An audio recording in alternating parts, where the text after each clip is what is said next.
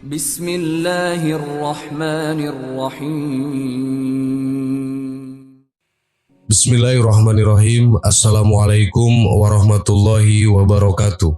Sahabat yang beriman, Fir'aun dan Iblis merupakan sosok yang memerankan tokoh antagonis dalam skenario kehidupan manusia. Setiap kisahnya membahas tentang kejahatan serta laknatnya kedua makhluk ini. Fir'aun adalah manusia biasa yang mengaku sebagai Tuhan. Ia menghalalkan berbagai cara untuk menyamakan dirinya dengan Sang Pencipta.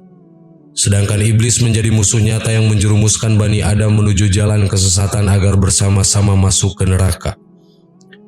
Begitu mengerikan keburukan keduanya, sehingga manusia diperintahkan untuk menguatkan iman dan takwanya. Meski sikap mereka demikian buruk, ternyata ada manusia yang dianggap lebih buruk dari keduanya. Seperti apa cirinya? Berikut ulasannya. Tidak terbayangkan bagaimana mengerikannya jika seorang manusia dianggap lebih buruk dibanding keduanya. Pasalnya baik Fir'aun maupun Iblis saja sudah demikian jahatnya. Bagaimana jika lebih buruk dari mereka? Pasti hal-hal yang dilakukan oleh manusia yang lebih buruk ini akan lebih buruk pula dibanding keduanya. Ternyata tidak demikian adanya, karena cirinya sangat sering sekali terlihat dan dialami oleh manusia. Bahkan di antara kita juga sering melakukannya. Ciri manusia yang dianggap lebih buruk dari Fir'aun dan Iblis adalah tidak mau memaafkan kesalahan orang lain. Hal ini sangat sering terjadi dalam kehidupan. Memaafkan ternyata bukan perkara mudah, namun bukan berarti manusia boleh tidak memberi maaf orang yang telah berbuat kesalahan.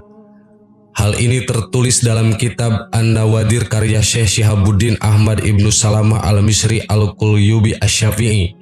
Dikisahkan suatu kali Iblis mendatangi Fir'aun dan berkata, "Apakah kau mengenaliku?" "Ya," sahut Fir'aun. "Kau telah mengalahkanku dalam satu hal." "Apa itu?" tanya Fir'aun penasaran. "Kelancanganmu mengaku sebagai Tuhan. Sungguh aku lebih tua darimu, juga lebih berpengetahuan dan lebih kuat ketimbang darimu, tapi aku tidak berani melakukannya." "Kau benar, tapi aku akan bertaubat," kata Fir'aun. "Jangan buru-buru begitu," bujuk Iblis laknatullah. "Penduduk Mesir sudah menerimamu sebagai Tuhan. Jika kau bertobat, mereka akan meninggalkanmu, merangkul musuh-musuhmu dan menghancurkan kekuasaanmu hingga kau tersungkur dalam kehinaan." "Kau benar," jawab Fir'aun. "Tapi apakah kau tahu siapa penghuni muka bumi ini yang lebih buruk dari kita berdua?" Kata Iblis, "Ya, orang yang tidak mau menerima permintaan maaf orang lain, ia lebih buruk dariku dan darimu." Dari Abu Hurairah radhiyallahu an, Rasulullah SAW bersabda, "Barang siapa yang didatangi saudaranya yang hendak meminta maaf, hendaklah memaafkannya. Apakah ia berada di pihak yang benar ataukah yang salah? Apabila tidak melakukan hal tersebut atau memaafkan, niscaya tidak akan mendatangi telagaku di akhirat." Hadis riwayat Al-Hakim. Memang perkara memaafkan tidak semudah membalikan telapak tangan. Terlebih jika kesalahan yang dibuat demikian menyakitkannya hingga menjadi luka yang teramat pedih. Namun hal itu bukan menjadi alasan untuk seseorang tidak memaafkan kesalahan orang lain. Karena ternyata Allah Subhanahu wa Ta'ala akan membalas pemberi maaf dengan hal yang begitu istimewa. Barang siapa memaafkan saat dia mampu membalas, maka Allah memberinya maaf pada hari kesulitan. Hadis riwayat At-Tabrani. Dan hendaklah mereka memaafkan dan berlapang dada.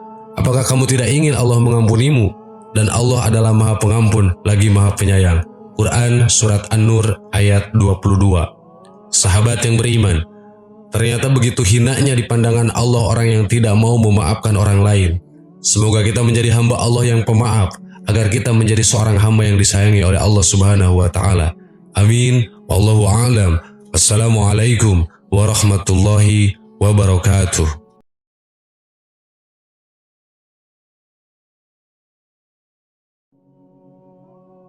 Bismillahirrahmanirrahim. Assalamualaikum warahmatullahi wabarakatuh. Sahabat yang beriman, orang-orang yang kikir atau pelit seringkali membuat orang di sekitarnya merasa kesal. Bagaimana tidak, jangankan berbagi untuk sesama, membelanjakan uang untuk diri sendiri saja terkadang mereka berat dan menyesal. Tidak heran, banyak orang yang tidak menyukai sahabat atau keluarga yang memiliki sifat pelit ini. Bahkan orang yang pelit sendiri tidak suka jika orang lain pelit kepadanya. Selain tidak disukai manusia, sifat kikir ini juga tidak disukai Allah Subhanahu wa Ta'ala. Nabi Muhammad SAW bersabda, Watak pelit tidak boleh ada dalam diri seorang mukmin. Pasalnya bisa mendatangkan musibah. Bahkan ada beberapa orang dari umat terdahulu yang binasa akibat kekikirannya. Berikut selengkapnya. Nabi Muhammad SAW bersabda, ada watak yang keduanya tidak boleh ada dalam diri seorang mukmin, yaitu akhlak buruk dan kikir. Hadis riwayat Tirmizi. Nabi Muhammad SAW bersabda, ada dua macam akhlak yang disukai oleh Allah Subhanahu wa Ta'ala dan dua macam akhlak yang dibenci oleh Allah Subhanahu wa Ta'ala. Dua akhlak yang disukai Allah adalah dermawan dan berani. Dua akhlak yang tidak disukai olehnya adalah akhlak yang buruk dan kikir. Apabila Allah menghendaki kebaikan bagi seorang hamba, maka Dia menjadikannya sebagai amal yang selalu memenuhi keperluan-keperluan orang banyak. Hadis riwayat Baihaqi. Nabi Muhammad SAW bersabda, takutlah kalian terhadap perbuatan aniaya, karena sesungguhnya aniaya itu adalah kegelapan pada hari kiamat. Dan takutlah kalian terhadap sikap kikir, karena sesungguhnya kikir itu membinasakan orang-orang sebelum kalian, juga mendorong mereka mengalirkan darah mereka sendiri dan menghalalkan kehormatan mereka. Hadis riwayat Muslim. Ada beberapa orang dari umat terdahulu yang binasa karena kekikirannya. Salah satunya adalah Qarun yang hidup pada masa Nabi Musa alaihissalam. Ia beserta hartanya akhirnya tenggelam di telan bumi karena tidak mau bersedekah dan tidak mau membayar zakat. Sebelum musibah besar yang membinasakannya tersebut, harga diri dan kehormatan Qarun sudah diinjak-injak oleh orang-orang dari kalangannya sendiri yang seharusnya ia nafkahi. Jadi sikap kikir selain tercela juga mendatangkan musibah.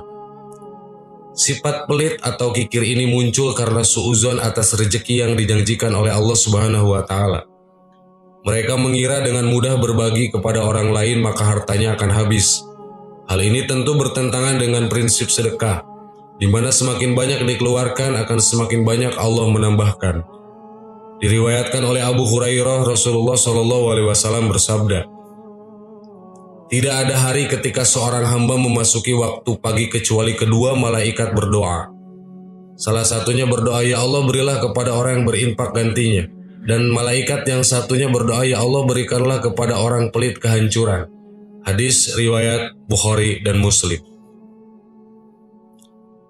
Kikir dalam makna hadis tadi menurut Al-Mala Ali Al-Qori adalah orang-orang yang pelit memberikan kebaikan dan harta kepada orang lain.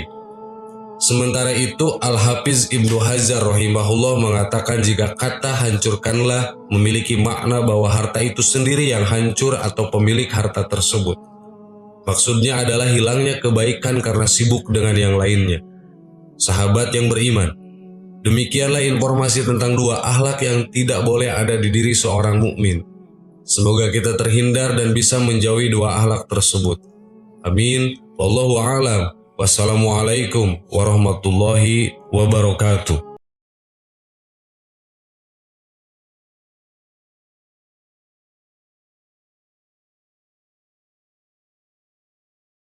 Subhanallah walhamdulillah wa la ilaha illallah wallahu akbar. Subhanallah.